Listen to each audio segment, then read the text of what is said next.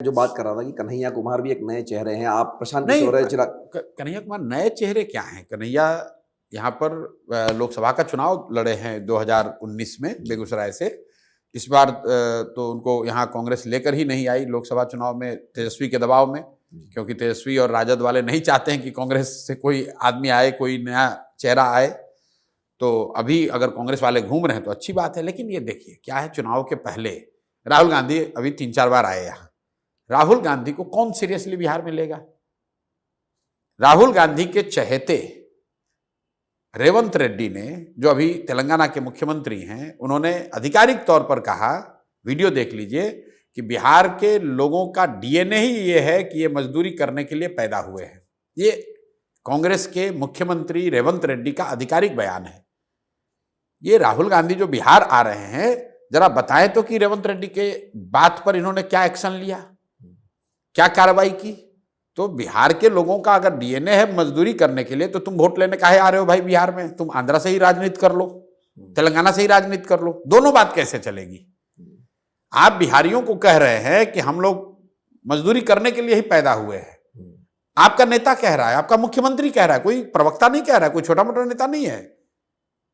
कांग्रेस का मुख्यमंत्री कह रहा है ये बात कि बिहार के लोग मजदूरी करने के लिए ही पैदा हुए हैं। उस दल का नेता आकर बात करेगा बिहार में? कांग्रेस का ऐसा लगा था कि रिवाइवल हो सकता है जब 99 सीटें मिली, लेकिन उसके बाद जैसे आप कह रहे हैं कि तो फिर वापस ये मोमेंटम क्यों लूज कर देखिए लिया? वही बात है, आप मेरे वक्तव्य जाकर देख लीजिए। इतना लोगों ने लोकसभा चुनाव के बाद मुझ जैसे लोगों को गाली दी है कि अरे आप तो कह रहे थे कि भाजपा की कमजोरी, भाजपा को मोर और लेस उनका सपोर्ट बेस बना हुआ है, कांग्रेस का तो रिवाइवल हो गया।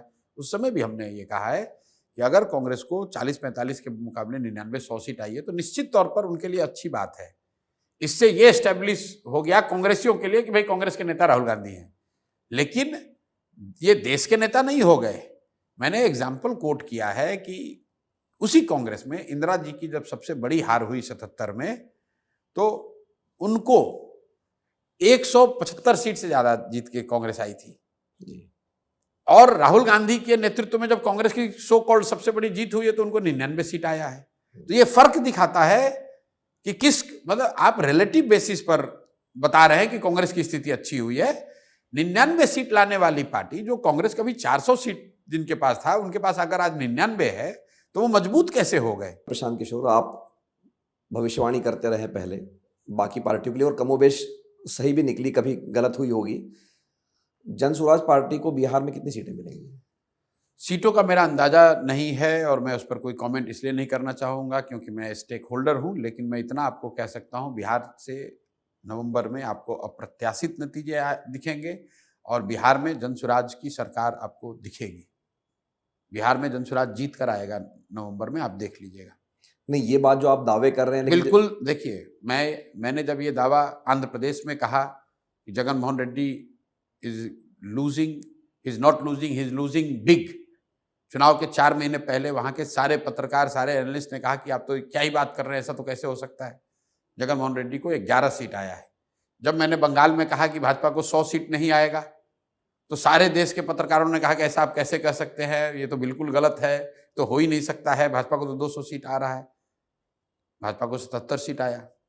मैं आपको बिल्कुल दावे के साथ कह रहा हूं कि बिहार में बिल्कुल बदलाव की एक बड़ी आंधी आपको दिखेगी और जनसुराज की सरकार आपको नवंबर में दिखेगी। ऐसा मैं अगर एनालिस्ट के तौर पे कहता तो आपको बहुत सीरियसली आप इसको लेते। चूंकि मैं जनसुराज से जुड़ा हुआ हूं इसलिए आपको लग रहा है इनका बायस है, लेकिन मेरी जो प्रोफेशनल समझ है, अगर मैं जनसुराज से जुड़ा हूं, उस बायस को फैक्टर इन कर भी लूं, तो भी मैं आपको बता रहा हूं कि बिहार में बिल्कुल बदलाव की बड़ी आंधी आपको दिखेगी। नहीं, लेकिन जो आपके आलोचक, अगर मैं जनसुराज से नहीं जुड़ा होता तो मैं आपको नंबर रेंज भी दे देता।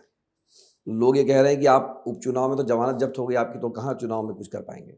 उपचुनाव के जो नतीजे आए हैं उसको आप जरा राजनीतिक तौर पर देख लीजिए। निश्चित तौर पर चूंकि प्रशांत किशोर या जनसुराज से लोगों की अपेक्षा है तो उस मुकाबले शायद वो नतीजे नहीं आए। लेकिन लोग कह रहा है कि मुट्ठी खुल गई। मुट्ठी खुली तो उसमें क्या दिखा? 10% वोट। बिहार में बीजेपी को, जो इतना बड़ा देश का दल है, उसको 19.6% वोट है।